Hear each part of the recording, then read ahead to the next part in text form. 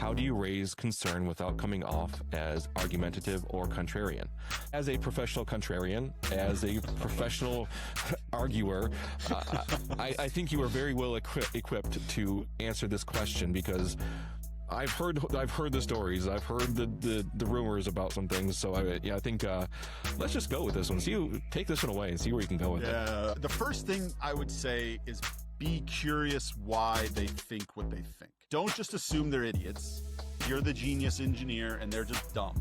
In my particular case, I literally called this guy and I was like, hey, next time you're in town, I'd love to sit down with you. I'd love to take you to get drinks or whatever. I want to talk to you about this topic. I would like to have a conversation, a one-on-one conversation where we could expand on things. We weren't in a time box. They weren't trying to get to something else. There wasn't other people in the room with which you had to be careful about how you said things because of implications. You could just have a very open and honest dialogue. Thank you for joining us again for an episode of Tech Council. We have a kind of a fun thing that we're going to do today. We have our first letter from the audience, a call from the audience, where someone's asking for some direct feedback on some very specific things, which is cool. And so this is an engineer that has, I won't out them with their name, but they've said, I'm a principal engineer at a Fortune 500 company and just have questions around some leadership strategy stuff from their seat, right? So how do they help manage it? So ask 3 or 4 questions. We're gonna read them and then, have a discussion about them and see if we can be helpful to this guy. They're great questions. I really appreciated this person sending in some questions. It's great that we're getting some value out there for people of all backgrounds and roles and teams. But the first one is, this is a tough one, because I think a lot of people, as they are going up the ranks in a team, they start to have questions about their leadership's decisions. And this one's a really good one. It starts, as an IC, is there ever an appropriate time to push back against a decision by leadership? More specifically, technical decisions. Leadership in this case could refer to a direct superior all the way up to a CIO. If there is a time, how do you raise concern without coming off as argumentative or contrarian? There's a lot to that question, and I think you can go a lot of different ways with this. As a professional contrarian, as a professional arguer, I think you are very well equipped to answer this question, because I've heard the stories, I've heard the rumors about some things. So I think let's just go with this one. Take this one away and see where you can go with it. Yeah. All right. Well, the more than rumors, I think you were a witness to some of those things. But it's funny. We joke about it. Being argumentative and contrarian is not the end of the world. What I would say on this is, there ever an appropriate time to push back? Yes, absolutely. There are times when it's not appropriate, and that's where you kind of get the old disagree and commit. Like, sometimes you have to do that and you just say yes sir or yes ma'am, and we're going to do it even if we don't agree with the decision. Companies are not democracies, they're autocracies, and they're dictatorships. The healthy ones will take your input, but ultimately the choice is the leader's choice. And if you want to continue to work there, you should not continue to undermine them because you disagree with the decision. There are times when it's not appropriate. It also matters how you do it, especially if it's up your chain specifically. There's a little bit different tack, you would say, if it's somebody that's more senior than you, but not in your report chain. There's a different approach there. And I think some of those questions kind of get into that a little bit. But what I would say with your boss, the first thing I would say is be curious why they think what they think. Don't just assume they're idiots. You're the genius engineer and they're just dumb. Because they have a different perspective. They have a different part in the org. They see things differently. Sometimes that's true. Sometimes it's just somebody made a decision that they don't really have any basis in, that just sounded good, or they read a thing online or whatever, and they just made a call, or they're hopelessly corrupt, or there's all kinds of reasons that somebody could make a bad decision. And sometimes that is true. But you should take the stance and the assumption that you don't understand and you want to know why they're making that decision. And I think I've told the story on here before. There was a CIO, wasn't in my report chain, but he was more senior than me. This gentleman and I disagreed heavily on infrastructure strategy, right? He was kind of a classic, own your own data center, control your sort of digital fortress there. And I obviously leaned very heavily into get into AWS, get into cloud, go cloud native, get that headache off your plate. And so the way that I approached that with him was, it became clear I wasn't going to convince him. I wasn't going to change his mind.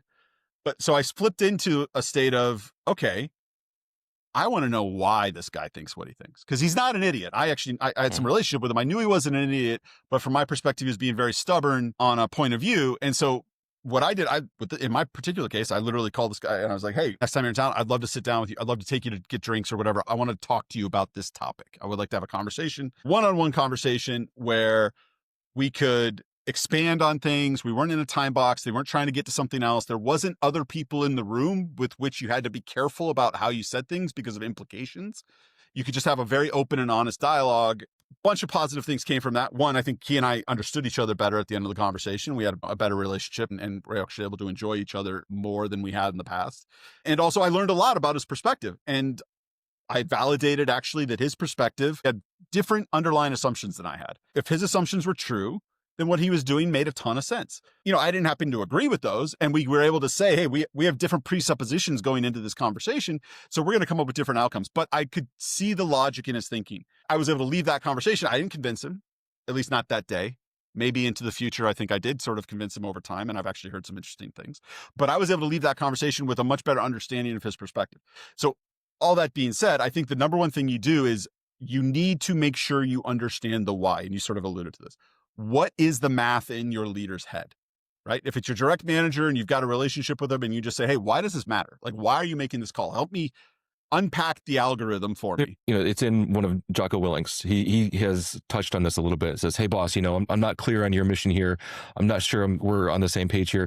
I just want to understand your perspective, and I want to get on the same page with you. I've said the same thing to you. When you've said things, my answer is, hey, look, I'm not disagreeing with you. I just want to make sure that I'm executing so I can be clear about the mission.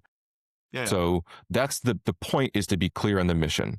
And what I'm hearing you say is that, when you were into this position with the CIO, is that you're misaligned and you want to be clear on what mission everybody is trying to accomplish. Because it could just be you're aimed in a different place. That's kind of what I'm hearing. Is that how you...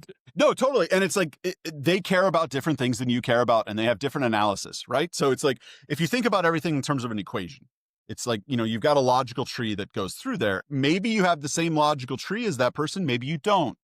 Maybe you have different inputs. Maybe you don't. You could have different, essentially logical frameworks and different inputs. There might be a purely technical way in which you're right. I mean, we talked about this before when we were having sort of the conformance standardization versus sort of libertarian choose your own adventure type of thing from a technology standpoint. You could make arguments about technology being, hey, we should use this particular piece of technology for this particular thing. This is the strategy we should have. But there's other considerations. And so the first thing is you need to understand. Once you understand their argument, you can then figure out, okay, do I agree with their argument given the math that they are presenting, right? Does their math basically? If it does, then you need to just kind of deal. And it's like, okay, cool. I understand what they're saying. Like if I had worked for that guy, and I'm like a very cloud heavy guy, and that guy doesn't want to do cloud, he's scared of it, whatever. He thinks it's risky, et cetera. And I was working for him, I would just have to sort of accept that and like disagree and commit, right? Like that just is what it is, because now we both fully understand each other and he's still making the decision he's making. Okay, like it is what it is. If there's an understanding gap, you have to bridge the understanding gap. You don't go in there and say you're wrong. Because nobody's ever wrong. You're playing by different playbooks, and you have a different perspective on things, and maybe the risk profile is a little bit tuned differently, because you might be looking at certain risks and he might be looking at others, and of course his are going to trump yours, but he might not also be seeing the full picture that you're seeing. Also might not care about them. Let's use a CIO as the example. So there's probably 2 or 3 levels of management, at least, in between you and that CIO. I want to understand the thinking behind these decisions, and so that I can then say, have you considered X? If there's something that you think is important that they're not considering, you should introduce that bit of the equation into their discussion. Do not come in and say, here's the result you should have. That's not how you disagree with leadership. It's not the right thing to do. You say, hey, have you considered this aspect of this? And then if they have, then they'll say yes. And here's how we weighed it, and here's how we did. Any leader that's even remotely good is not going to be offended by these questions. And sometimes you have to tailor that. You have to soften it. It's like, I'm sure you've already considered this, but what was your take on this? Is that assume that they've already considered it, but get that perspective and give them the out of saying, yes, like, yeah, I have thought about this and here's my answer, so that you can, for those who might be a little bit more abrasive or might be a little bit, call them offendable. Yeah. Yes. You do this with me, I do this with you. One of the best bosses, not the best boss I've ever had. I've known this guy for almost 2 decades. We worked together off and on at multiple companies. He and I didn't always agree on everything. And actually, one of the things that he said to me one time that was really, really interesting was when we weren't agreeing, he said, I need you to care about this thing as much as I care about it. And, or the way that I care about it, I think he said. I just thought it was kind of hilarious because he's like, usually I don't have to stay on you about something because I know you care about it the same way I do. And you'll just take care of it. I don't have to stress about it. But you're ignoring my level of urgency on this one thing. And so my response back to him was like, well, why do you care? I don't care about it. I don't see why it matters. Why do you care? That started a really good conversation. And that's become my go-to both with him and then with other people. Like, why do we care about this? If you have that relationship where you could just say, why do we care? Like, why does this matter? You're genuinely asking that question. Like, that will give you a lot of things. You're addressing the specific issue of how do you push back on this one decision that you don't like or you don't think is the right one. But you're also getting to a place of understanding your boss better, understanding the strategy better, understanding what you're trying to do better. That's how you get more successful in these organizations and get better alignment. Because your point before, you got to get alignment.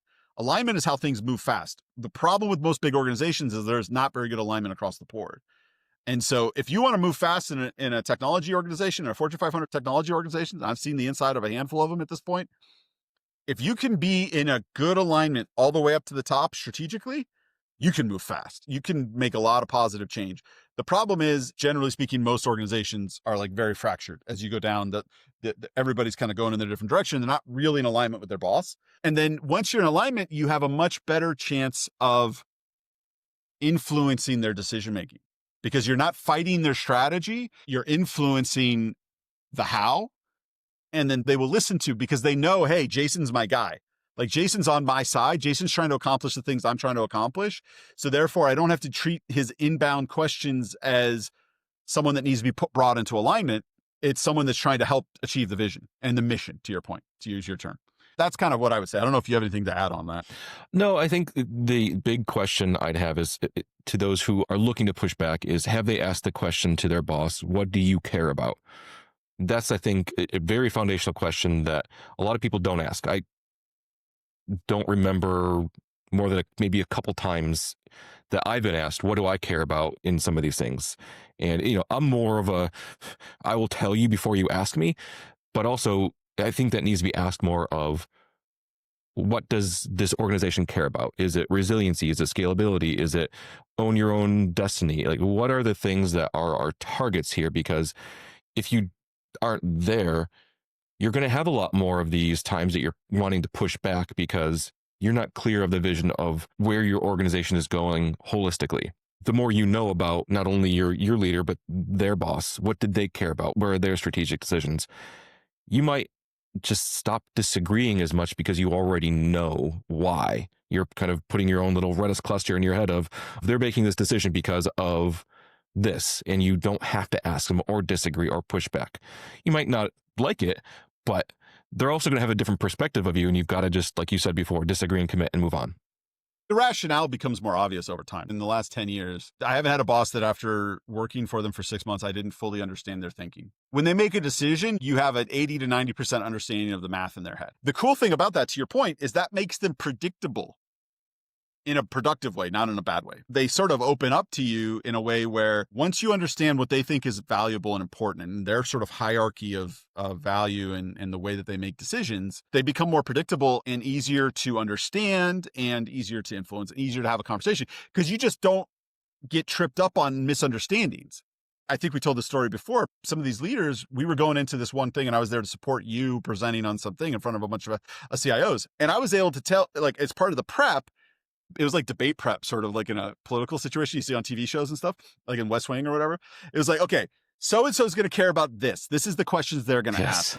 I remember that. People are generally consistent. They care about what they care about. They have their points of emphasis and their points of focus. If you understand that, then you have a better way to have that conversation. You can sidestep the landmines. You can focus on what you think is important. I mean, the last thing I would say is argumentative and contrarian. Argumentative is all about how, and contrarian is all about when. Like, we've worked with people, really smart people, awesome engineers, but their contrarian is AF, right? Like, if you have kind of a steady state situation and you just want to make incremental improvements to your space, some of those types of guys you don't want around because everything's wrong all the time, no matter what you're doing, right? And it's like a decision can't be good enough. And like, let's find the worst thing and focus on it. They're always wrong. Now, if things are on fire and a disaster, those guys are great because they break down and find the biggest problems and solve them.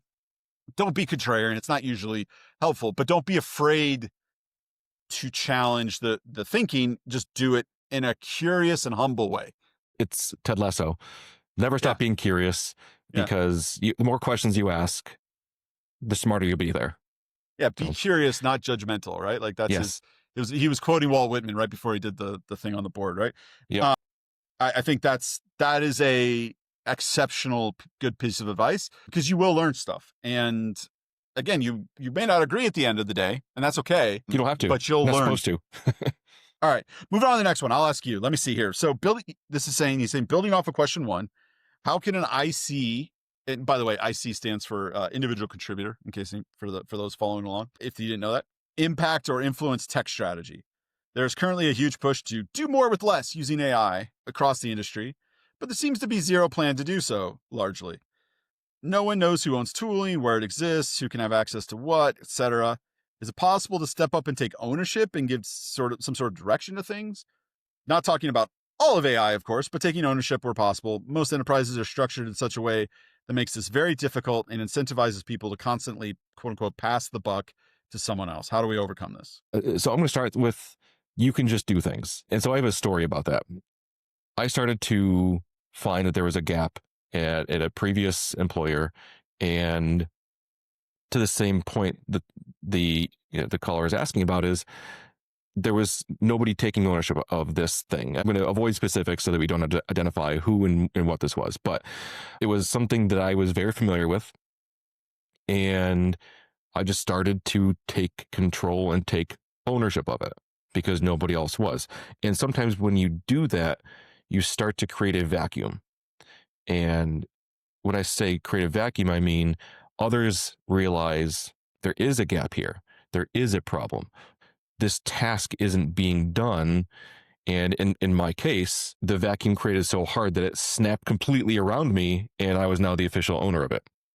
For better or worse, there was a lot of responsibility there, because you can sometimes create such a strong vacuum of others realizing that this really is a problem, that it can sometimes work for or against you, where you're going to take on a lot more responsibility than you're expecting, because it's kind of, you're really good at your job. You're going to create a desire for this, but you got to be prepared to back it up and be able to execute on it too.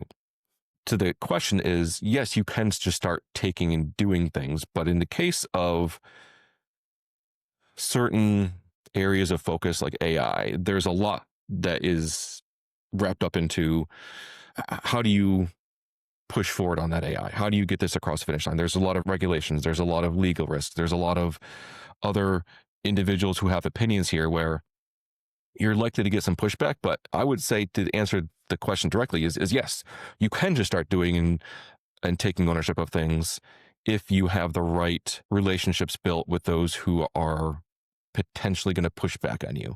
As long as you're looking at trying to be helpful there and not trying to take somebody else's responsibility and blatantly say, you're not doing a good enough job, I'm just going to do this, then I can see there being some success there. And that's the case of me. There's a lot of individuals who had a stake in this topic that I was working with, and I reached out to them all individually and started saying, like, hey, look, I'm going to start doing this. I'm going to start to pull everybody in. I'm going to start to get everybody's opinion. And everybody realized that I was trying to help and not take over. And I was trying to just wrangle the chaos that we were all seeing. And yeah, sure, let's do that. Let's do that. And there's a lot of working sessions that were pulled in. There's a lot of collaboration. There's a lot of decisions being made because nobody really knew how to do those in isolation. There are these islands of decisions happening, but they're all very small decisions, very isolated, very much not affecting others. But sometimes it just takes one person to glue it all together and say, hey, look, we're all working on this. We're not working as effectively as we could individually. Let's do this together. Start to get some momentum and collaboration with us all in our unique pillars of decisions. We'll start to move together holistically. And it was very welcomed. And a lot of people really appreciated just not only not taking over, but asking their opinion on everything in their scope. And then finally, they just said, hey, look, I don't have time for this. Just do it. Just let me know what you're doing. And so then that gave me the permission from them to start making decisions, looping them in, of course, in what was being decided, but still giving them the right to decline. Like, nah, it's not what I would do. Do this instead. Okay. But at least decisions were being made and then they could tweak afterwards. So AI is tougher, though, I think, in this case. There's so much noise around it right now. So it's a little bit harder, but would be interested in hearing what you would have to say about this because you've been in this space directly as well as making some of these decisions and knowing what regulations are being pushed on. Yeah, I mean, the AI stuff in the enterprise is a nightmare, depending on the industry you're in, because it depends on how powerful the lawyers and the accountants are in your company because of the perceived risk of the AI stuff. Setting aside the specifics around AI, I mean, I think you hit it right. I think you started off with exactly what I would say. It's like you just do stuff, right? Like as long as you don't do something in a completely obnoxious way where you like go into somebody's repo and start changing their app like directly in a brand or something like that, like no one's really going to get mad at you for organizing things, right? Like if the thing he's calling about is like what tooling, da da da. If you create like a wiki page that organizes all that information, there's some knowledge management or something like that, no one's going to get mad at you for organizing information. Nobody's going to get mad at you for pulling a meeting together of 5 people care about this topic and talking about where you should go or building some sort of like internal script that then people can use or something like that. If you're trying to take over an organization or take over an existing tool or anything like that, like that gets more complicated. But if you see a gap, it's like you're trying. I got little kids, right? You're trying to teach them. You see something on the floor, pick it up. Like don't just walk over it. Don't just step over it. Now, this also contradicts with some of our previous advice. Sometimes you need to let things burn, and sometimes you need not be the problem solver because if you go and fix it too easily, you're allowing the dysfunction of the organization to continue. But that's not the same thing as what we're talking about, right? Like to just disambiguate those things, right? Like this is like, hey, I'm going to take some ownership over this thing. I'm not just going to like put out the fire for today, but I'm gonna kind of drive it. I mean, that's a great way to get ahead in life and in your career, right? Because that's how you end up owning things. To your point, you pick it up, you take good care of it, you get more. Now, you got to be careful. Maybe that's not what you want, right? You don't want to own a bunch of stuff and you don't want to have a bunch of platforms your responsibility. Then don't do that. But I think, I think it's built into most of us to want to build stuff and make it better. I'm motivated very much, especially in these organizations, by an intense aggravation with dysfunction, right? When I see it happen or neglect or whatever, right? It's very, very aggravating to me. And so I tend to do that type of thing where I'm like, all right, well, we're going to fix this because this is stupid. I don't like it. And I'm going to try and kill the problem. So that's a personal wiring that I have. But back, I think you could summarize everything we've said is like, yeah, you can just do things. Go. I mean, don't be a jerk, but, and have some humility again and ask questions. Don't just start doing stuff without understanding what you're doing a little bit. Go pick the ball up and run with it until somebody says, hey, actually, that's my ball. You're like, oh, okay, cool. Do you want me to take care of it for you? Or do you want it back right now? Yeah, I want it back right now. Okay, cool. Well, you got to let it go. I've never put on a performance report. Did not meet expectations because they tried to do too much. Now, a focus thing, that could be, if you're, as long as you're focusing on the right thing, but nobody will ever complain about somebody trying to do too much because that's just not possible. Agreed. All right, cool. I think we got that one. What's next? This one's an interesting one. It's a sensitive topic. It could go very dicey depending on the perspective of the person. It could be double-edged sword, but how do you navigate reporting to someone you view as a peer, especially when people consult you for suggestions or feedback bypassing your quote-unquote superior? That's a loaded question there. That's a tough one. Yeah, I mean, I would say there's a few things. One, all of the really great relationships with bosses that I've ever had peer dynamics. If your relationship with your boss doesn't feel like it's a peer relationship 80% of the time, you probably need to work on your relationship with your boss. And now maybe they're a tyrannical bastard and that just is what it is. I mean, even some of the real jerks that I worked with, it never felt that way. It's clear like, hey, ultimately you get to make the decision on some of these things. And that would happen to me a lot, the skip level thing, like a lot in the corporate environments, right? Like, and it didn't matter what level I was at, 1 or 2 levels above, and I would be having conversations about strategic things. And what I would say on that is when that happens, you need to keep your boss informed. That's the important thing. If you're in a situation where maybe you're a star and your boss is insecure about the fact that you're a star, maybe they're not a star, but they're the leader, right? Or they're the person above you in the hierarchy.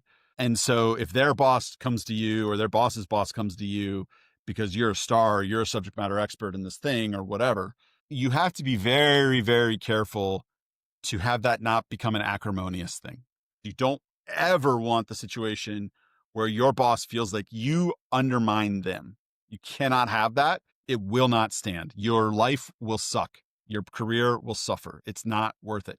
Like, I've had opportunities offered to me where there were great opportunities, really cool role.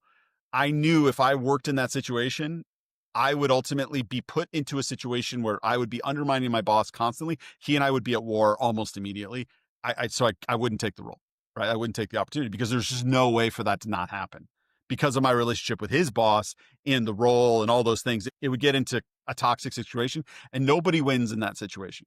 I just use that as an example to say, stay away from those situations. If you're in a situation where someone that's a skip level and above is coming and talking to you about things, just keep your boss up to date.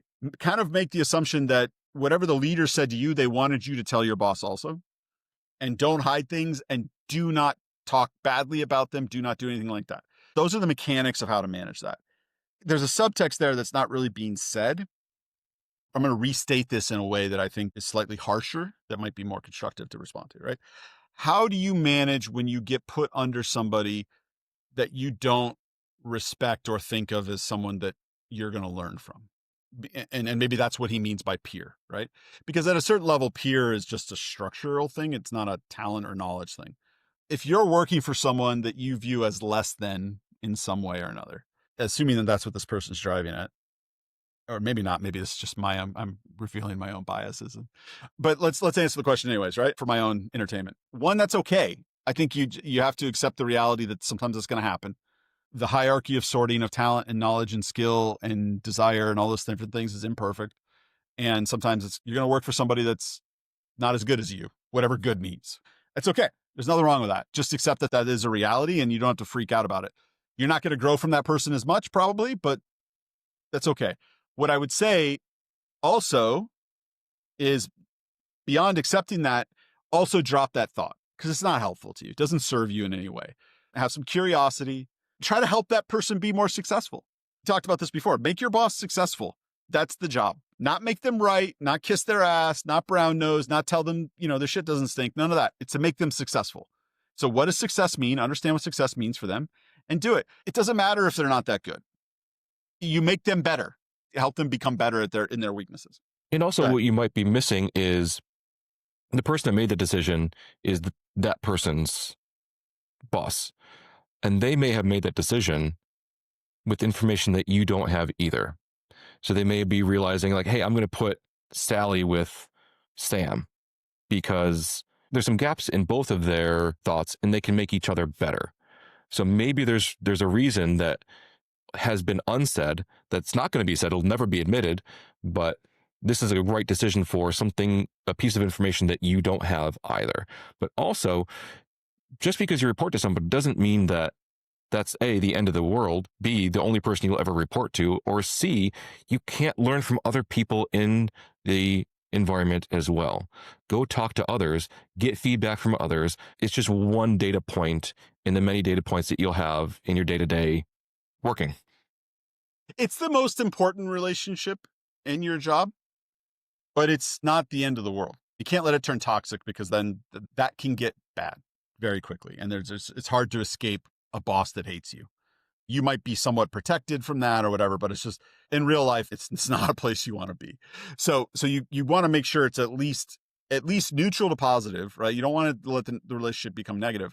But to your point, like, you could go, especially if you're someone based on the other conversation, you've got a wider purview. You're not someone who your boss is your only window to the organization. And by the way, if you are someone who your boss is your only window to the organization, change that immediately. Go and find other ways to understand and learn about what's going on in the organization. Because one, you can help your boss be better. You can help your organization and your team win better if you know those things. And two, it's like you need the diversity of input in order to have a good thought. Think about like my last corporate role. I obviously worked for a senior guy and we had a great relationship and stuff, but I was all over the place. I was like a little bee just buzzing from flower to flower all over the organization, having conversations and getting input from various places and all those different things. Because of course, the further you go up the organization, consensus building becomes so much more important, which I have my own opinions about that, but I also live in reality, right? Like you just got to do where you're at, unless you're the big boss, in which case you don't need consensus the same way. It's a little different. Ultimately, that is a very important relationship. You should put time and attention and focus into making that relationship as healthy as possible. If you have judgment towards that person of an elitist nature or something else, like if you think that they're a scumbag or you think that they're misogynist or whatever it is, right? Like there's a long list of negative traits. Those are trouble things. But if it's just like, hey, I think I'm better than this person and I think it's dumb that I work for them. I mean, most engineers feel that way. Like most engineers think their bosses are dumb compared to them. And they should know more than their bosses in certain things. If your boss knows as much as you with everything, they don't need you. So there are certain things where you should be an expert at something that your boss isn't, because they can't be an expert at everything in their purview. It's impossible. Yeah, and you made a really good point too, right? Like I forgot to hit on, like the idea that maybe someone puts you there because your boss has blind spots or is not good at the area that you're good at, right? Like we've done this. Like you and I have negotiated out organizations before, and we're like, I'm not sure this person can do this job. We have to put Jimmy there with them, underneath them, to fill in that gap, right? Like they're good at like 75% of the job, but this other piece they're not really good enough at. But if we put Jimmy there, they'll fill that hole in and they'll be okay, right? Like exactly. That type of stuff happens all the time. And by the way, that's really healthy and constructive org design. When you're designing out these organizations and figuring out, okay, we did this before where we set up a team and we were having this person come in and they were like more managerial and more kind of like a task manager type of person for an organization that really needed to be change agenty. But the problem is it had been sort of change agent, like really kind of being strategic, but not really executing that well. So we were kind of like, okay, so we're going to put this person in that's more of a heads down, get the tickets, get the work done, executor. But we're going to make sure these 2 or 3 really strategic people are there on that team, helping to drive it forward. Those types of balances are how you construct good teams, because nobody's good at everything, right? You can't be. If you don't construct teams that have all the different traits, then you're pretty limited what you can do. Exactly. I don't know. That's my take. Last one. This one's fun. I'm going to skip some of this because some of this I feel like will out this person a little bit. But how do you, if at all, provide constructive feedback about someone's performance to their manager that isn't their manager, right? So a peer team not doing so hot. How do you get that information from you to that manager of that peer team? What's the most constructive way to do that? Yeah, that's a slippery slope there. There's spectrums on that. We bring this up often, but it's always going to depend on what kind of relationship you have with that manager. If the answer is none, I've never talked to this person before, it's going to make the conversation really hard. And they don't have any history with you. They don't know if you're coming with good intentions, bad intentions. They don't know if you're coming in there to attack them or to undermine them or to make them look bad to their boss. So first and foremost, if you're working with a team, working with somebody else, it's always good to start building a relationship with that manager of the team that you're working with. Just say hi. Hey, just so you know, I'm going to be working with your team, provide you any information or feedback that I can, but hey, how are you? And that just opens the door to getting feedback to that team. But specifically to this is, how do you provide constructive feedback? On one end of the spectrum, it's your team sucks. They're terrible. They're just going to completely fail. On the other end is that you don't give feedback, but finding the balance is going to be depending on a lot of factors. And firstly, it's going to be about, do you have a relationship with that manager? How many times have you talked to them before? Is this a cold, hey, we need to talk? Your team has got some challenges. Well, it's probably a little bit too direct. It's a very soft approach that I would typically take in a scenario like this, and just start to have a conversation with that person directly, not by proxy, not by anything else. But instead of saying the team is not great, but here's some of the challenges that I'm facing. Here's some of the risks that you might see during this implementation. Just want to give you a heads up. We've been talking to this team and working with them. Here's some of the things that were struggles. Here's some of the things that you might need to watch out for, because it's not about the team itself. It's about making sure that manager is successful. Just like your job is to make your boss successful and look good. Your job in that scenario is to make that boss look good and not manage the team or not give feedback to the team. You're really giving feedback so that manager can look good. And so by raising some of those risks, it's a, hey, just so you know, hey, not a big deal. I think we can work through this. Here's some of the things that you might see after my session with them. Super happy to help. Feel free to schedule some time with me, but just FYI. And very, very light touch on some of those, because it could be interpreted as either you're just complaining to them, or you're whining about them, or you're going to escalate and try to make them look bad. So it's tough, but I think there's a good balance that you could take to provide feedback in a way that you're not really giving feedback, you're just raising some of the risks of the challenges. Yeah, I think that's good. I'll quibble with one thing. One, and this is probably just the word you chose, but I just don't want to let us want to hit. Your job is not to make those other people look good. It is to help No. them be successful, though, right? Like that is Sure. So that's I know you meant the same. I just want to make sure for anybody that didn't get tripped up by that. The other thing I would say is, like, I would also examine your own intent. Why are you providing this feedback? Are you just complaining? Are you just bitching? Are you just wanting to throw stones at somebody and say, I'm better than them, they suck, like all that type of stuff? Like, examine if that's the case. If that's the case, bitch to your friends, complain, talk a little shit if it makes you feel better, and then let it go. What I would say is, if you're trying to actually be constructive, then all the advice you just gave is really good. I would first ask, like, what are you actually trying to, and also the people that are going to be better equipped to receive that feedback are going to ask for it. So that's also one of the things. Like, if they ask for feedback, then there you now have an opportunity to provide it. Again, to your point, it should be constructive. Like, you should be giving that person information that doesn't feel like a threat. It doesn't feel like an attack, to your point. It's, hey, by the way, these devs that you think are good, they're not good. Just so you know, these are the problems I had with them. Like, I had to hold their hand on this thing, or I had to hold their hand on that thing, or they did this and it was a total mess. If you're doing it with the intent of making sure they have the information, you have to genuinely ask yourself, like, why am I doing this? Am I trying to get back at these guys for wasting my time? Is that why I'm doing it? If that's what you're doing, that's not the right heart. Nobody's going to hear that. It's always going to be a mess. But if it's a thing of, like, hey, I feel like this leader doesn't know that I think he's paying for these people on his team. He's got these employees that he thinks are capable of doing X, Y, and Z, and they're not. I want to educate him as to the real status of his team, and then go from that position. Okay, how am I going to do that? How am I going to show him, and then it's like, to your point, are there constructive things? Are there positive things you could say, so that it doesn't just sound like you're a hater? Or is it all, if it's all bad, like, that all the things you said, like, there's a way to work through that. But I would first examine your why and your outcome you're trying to achieve. And it should be a pretty narrow thing that allows you to actually move forward. Like, it should be very positively oriented before you go say anything.